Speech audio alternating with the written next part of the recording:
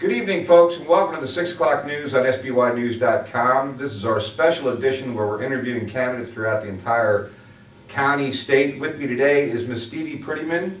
How are you, Stevie? Great, thank you, Joe. Good to see you again. Good to see you too. Let's get right into this. Why are you running for county council again? Well, I was concerned about the way our tax dollars were spent years before I got elected. Back in the 90s, I advocated for fiscal responsibility of the dollars allocated to our civic center. That resulted in an organizational change in our civic center. Several months ago, our county executive created a civic center commission. I serve on that commission along with Ed Urban. He is our chairman. Gary Mackey's oversees the whole operation right now, and I still demand accountability there. Good. I've lived here for over 25 years, working side by side with my fellow neighbors. I have the same concerns they have. I value the county's history and its traditions. I think what I bring to the table is common sense and real-world experience.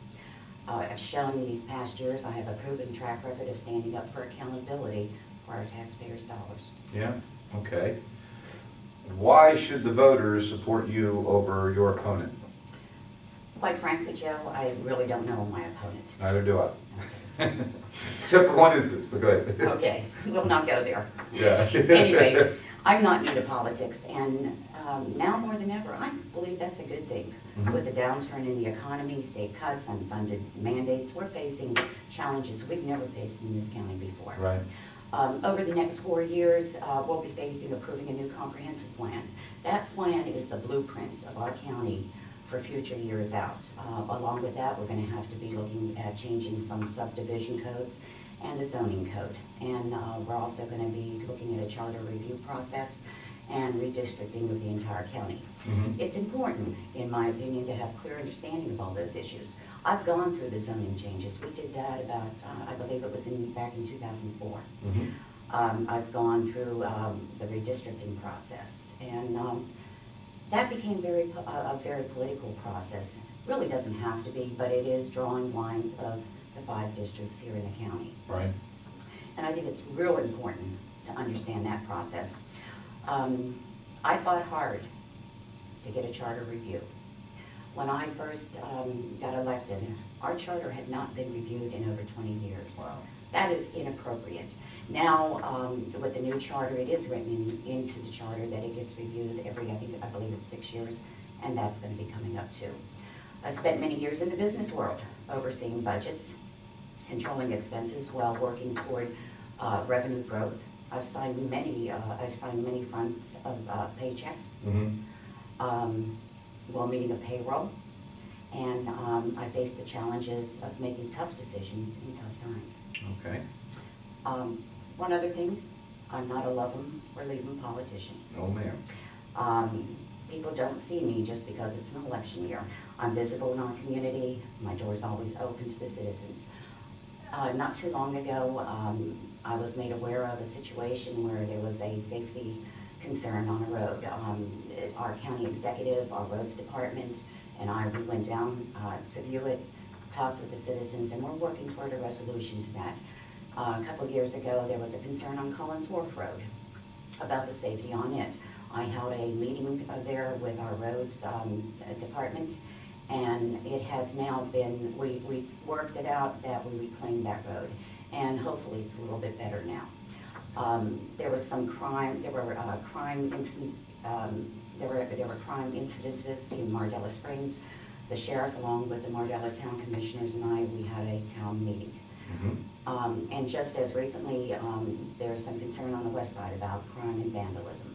Monday night, I'll be down there with our county executive and the sheriff's department, and there are concerns about some of the harbor concerns, and I'm going to have some people there from the recreation department with me so we can address that. And I'm out there to serve the people, and if there is a concern, my door is always open. Good. We've got like 5 minutes. Let's see what we got here. Boy. I know. We're rolling through it. I'm sorry. No. During the last 4 years, County Executive Rick Pollitt has repeatedly called for the end of the revenue cap. Do you favor a repeal of the cap? If not, how do you propose to continue providing services such as public education and public safety? Well, Unfortunately, or fortunately, however you want to look at it, our revenue projections for the county, they're based upon a foundation of continued economic growth. Mhm. And we know where that is right now. Mhm. Our largest source of revenue in this county is the property tax. Our second, and which is limited by the cap. Our second largest source is the income tax, and that is driven by the economy. The cap came about years ago as a result of a large increase in the property tax, one that I strongly voted against. It was initiated through a citizens' grassroots effort. Mhm. If that is to be changed or modified, I believe the same process has to take place. Mhm. You know, I respect the will of the people. With less money, it can't be business as usual in our county. I mean, that just has to stop. The Right. county must prioritize the way we allocate money, just like Wycomico families have to do. Okay. Several members of the current council, along with County Executive Rick Pollitt, support stripping our county's farmers of their property rights by taking away their ability to develop their land. Do you support this? If so, how do you plan on compensating the farmers for their lost property rights? Well, I believe in responsible growth. With that said, I was a strong voice against the land grab. Mhm. It was a downzoning of the A1 district Mhm. without any workable mechanism for just compensation. What I will support, though, is a fair, equitable solution to preserve farmland and keeping the farmer farming and not raiding his 401, his retirement. Right. We did have a TDR program. Legislation passed not to, probably, I forget, maybe 5 years ago. It had no teeth in it. Mhm. So we really need to work towards solutions to preserve farmland. Okay. In your opinion, what are the greatest challenges facing Wycomico County, and how do you believe that you can help solve these problems if re-elected, I should say, right? Thank you. Mhm. Well, the first thing, we need to broaden our revenue base without increasing taxes. Mhm. That's creating jobs. And to create jobs, government has to get out of the way.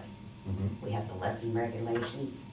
We have to do a robust tax reduction package to make businesses want to come into our community. We need to get people working again, put more money back in their pockets to boost the economy, and that will boost the economy. I've advocated to look at our personal income tax rate along with giving the homeowners a reduction in the homestead tax. I believe in strong public safety because I think that also is an attraction, attraction for people to come into our community, plus a superior education system. This year, the sheriff's office, their budget got cut. 900,000. Yes, absolutely. I will continue supporting our sheriff's office with trying to restore that funding. Public education, it just needs to be revamped. I mean, what can I say? Be safe. Be Yes. safe. Well, we need to make sure that the teacher has the tools to be able to teach. We need to direct the dollars right into the classroom. Right. My commitment to conservative principles has been tested and proven. Mhm. In many venues and over many issues these Oh, yeah. several years, that commitment to my principles doesn't depend on an election year. Mhm. Can I ask you, on the slide here, there's a lot of talk about blogs, there's a lot of talk about personal attacks. As a woman politician, what might you suggest to others that are out there considering running for office? I mean, we published a recent article and we talked about you, we talked about Hattie Ackert, we talked about Jeannie Hathaway, strong politicians. And if I could just get your opinion as to how you feel about that and what we can do to better that environment.